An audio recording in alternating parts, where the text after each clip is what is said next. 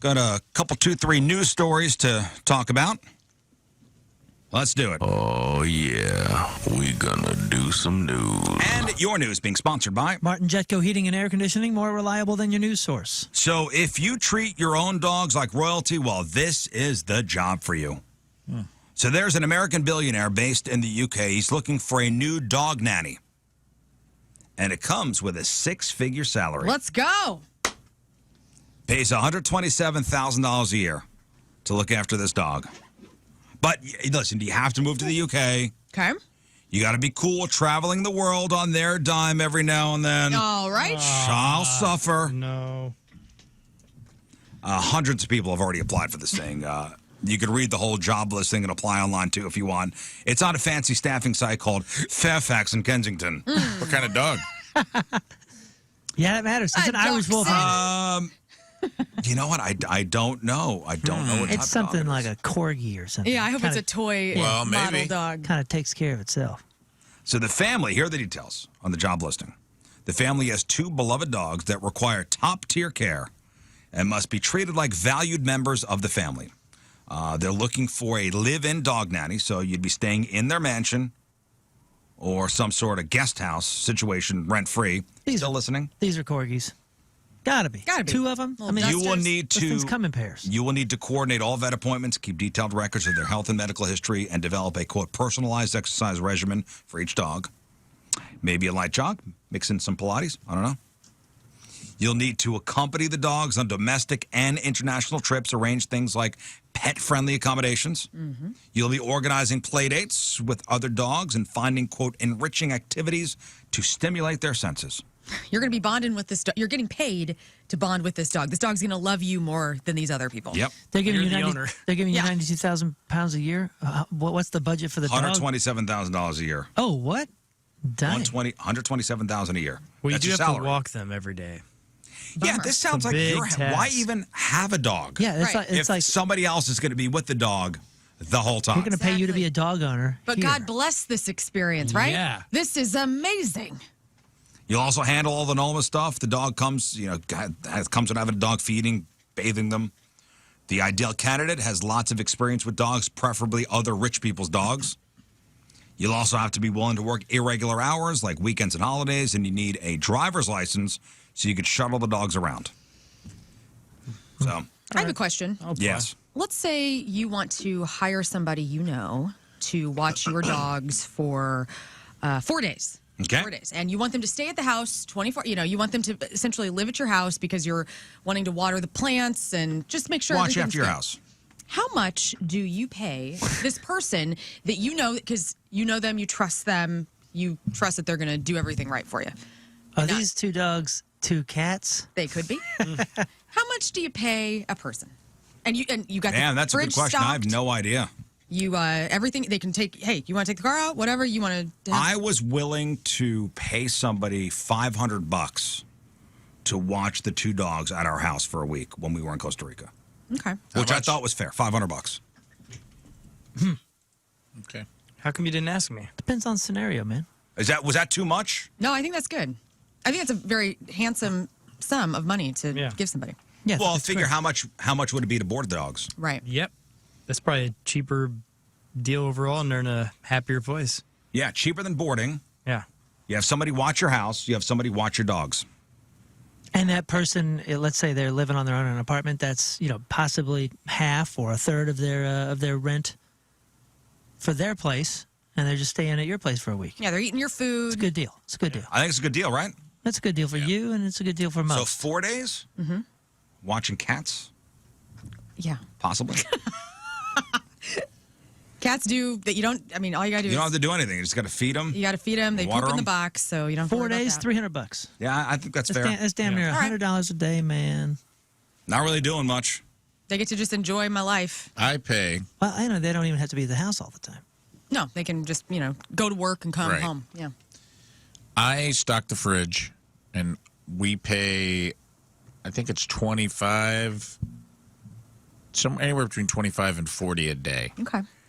But the key is we also found someone who lives with their parents, who to them it's like, oh, I got my own place for a week, and I'm like, you can invite your friends over, stock the fridge, Here's a little drawer right here. I don't know. Maybe there's some government grade weed in there. I don't know. I don't know what's in there. It's just a drawer in my house. I don't know what's in it. I'm not in charge of drawers here. I don't do it. I don't have a prescription. Never know what you'll find. Tina's got a prescription. I don't have a prescription. I wouldn't do other people's prescriptions, but they might be in there. Right. That's all I'm saying. There might be a chocolate bar with your name on it. I don't know. And that has been a real. So I think if you find the right person, that seems like a good deal. They seem very happy with that because, you know, they watch them for a week. They made like a couple $100. I ask them what they want. I go to the store. I load the fridge down. I put a bunch of snacks out. Yeah. And I'm like, hang out. And it's the same thing. Like, we have a yard where you can let our dogs out. They run out. They go do their business. You don't have to walk them like 5 times a day. Maybe once a day. Take them for a stroll. Give them a little exercise. Yeah. You don't have to walk them every time they go. Yeah. So I feel like if we're talking cats, it's even less side work, you know. Yeah. You're not walking them. I don't want them to take them outside or Just anything. find somebody that wants to kick it at your crib. For free? Not for free, but I mean, I think you can get away with, I think you can do like 25 to 40 a day, maybe $20 a cat. Okay. $20 an This animal. has been very informative. Thank you all for your service. Yeah. It's got to be the right person. Yeah. And make sure you Teenager. Make sure you leave detailed Oh, I always reports do. about the plants, especially. Yeah. Lynn's got 30 kids. Just hire one of his kids. Becky Hey, says, it's not a bad idea. Not a bad idea. Becky on Twitter, on Twitter, instant feedback. My daughter dog sits and says the average for one animal is $35 a night. Okay. Thank you. Ballpark, where I was at. You know, my problem with it, So I think my 500 was probably right on the nose. I think it's very fair. Because I got 2 dogs, 7 days, 7 nights. Yeah, it depends on the animal too. So when we go out, even if we take the dog, you know, we got the bunny, we got the geckos and all that kind of snake. stuff. And our daughter's friends lives right down the road, and she comes up. I forget what they give her, but it's something like that. It's usually like a daily thing or something like that. I gotta ask them. Make sure they paid her for this last trip. And finally, in your news, then we got to take our final break of the morning. So with the sub missing, the Yes. submersible missing, I don't know how well this is going to do. Virgin Galactic has announced plans for 2 upcoming space flights, both of which will be commercial flights. So the first mission, Galactic 01, is set for takeoff between June 27th and June 30th. Will be mainly a scientific research mission, and the company says it'll carry 3 crew members from the Italian Air Force and the National Research Council of Italy. The goal, since all the Italians are going up there, will be the study of spaghetti in space. Yeah. How is it doing? Does the spaghetti taste the same down here, and then it does up there? Does the sauce of the spaghetti go everywhere like the water Does the spaghetti, it's the sauce. No, they're going to be studying microgravity. After the first June takeoff, the next flight, named Galactic 2, will take place in early August and begin a monthly cadence of commercial flights.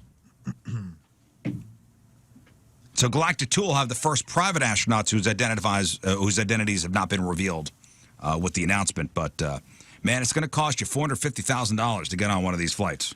I don't know. For some reason, the space experiences have been more safe than the deep sea experiences. So, Well, how many deep sea experiences have you heard about? One. well, That's gone horribly wrong. That's probably done it a few dozen times. In a few war movies. This isn't the first trip. I'm just saying they took William Shatner up to space, and I feel like that worked out great. I went on a submarine in Mexico. It was awesome. You did? It's like a commercial where they get 50 people. It's like It's in Cozumel, right? I think I passed by where they launched that. I took one at Disneyland. It was cool. Did you guys It's ever a do that one? submersible. This was a submarine. I'm just kidding. I don't know. It had a captain, and it had a cockpit, and Kelsey it had a Grammer. periscope. Periscope? And, it had the whole. Wow, that's It cool. held about 50 people, and like you get on the top, and everybody gets loaded in. You go down about 100 feet. It's not super deep, but you go. That's deep enough. You That's see the cool. coral reefs and everything. It was cool. That's dope. That would be It amazing. was fun. Well, I don't know. Would you? For some reason, I'm thinking I'd rather go to space than go underwater. I'm with you, man. If you had to choose one, would you rather go in the submarine or up to space? It's easier to float up than it is to fall down, you know? Like, That's right. Guaranteed danger if you fall down. Yeah, I don't know. I'd probably do the sea. Yeah, I'm going to Oh, you see. would? I'd probably do the sea. Yeah. Yeah. I mean, I'm not going in the thing that we're talking about right now, the Titan, but like I think I would do the sea. I think we've had a lot more practice. No, I think we've had a lot more practice. I mean, think of the submarines that are underwater right now compared to spaceships. There's something about being lost in the depths of the ocean. Yeah. Again, Space seems bigger than the ocean. I'm playing stats, and I think we've had a lot more practice. And I think we are one horrible tragedy away from having a completely different conversation about space. Sure, just like we did in 1986. But these things don't go into deep space yet. So you're not going. Well, then why? Right. Then why are you going? Yeah. So you can say you went. Because billionaires need to do something. They're bored. They can give me some money. I don't know, man. All things being the same, risk-wise, the payoff for me, space is way cooler. Because it's like... If they even the risk? I would like, yeah... Okay, if the I can risks see were that. about this, which I'm assuming the risks are probably similar, of getting in a 5-person pill capsule submersible and getting in a SpaceX. I feel like the space companies have more to lose, too, for safety because, like you said, you are one incident away. This submersible guy looks like he went to Home Depot to put together his thing. Absolutely. And people were still like, okay, yeah, PlayStation controller, yeah, well, sounds good. Let's go 30,000 feet down in that.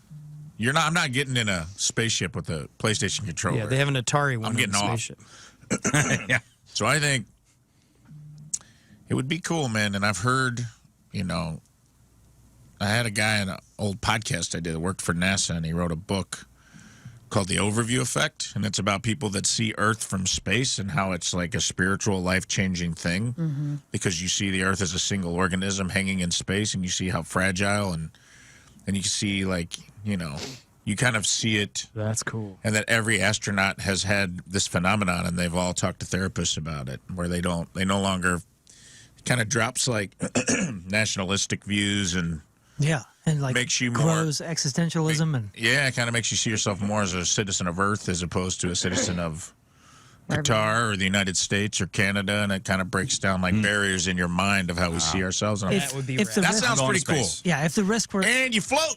if the risks were even, I'd go to space as well. Well, you also float in the water too. Well, babe, you don't. Well, you're basically If the risks were even. you're weightless. Yeah. And space is passively trying to kill you. Everything about space is trying to kill you. The ocean is actively trying to kill you. There are things down there, from giant squids Yeah, to Moby yeah, Dick. yeah. Water's the deadliest thing on Earth. If you think about it, flooding. And it's the wettest thing on Earth. Thank you, Scott. Yes, thank you. Okay. On that note, we're taking a break.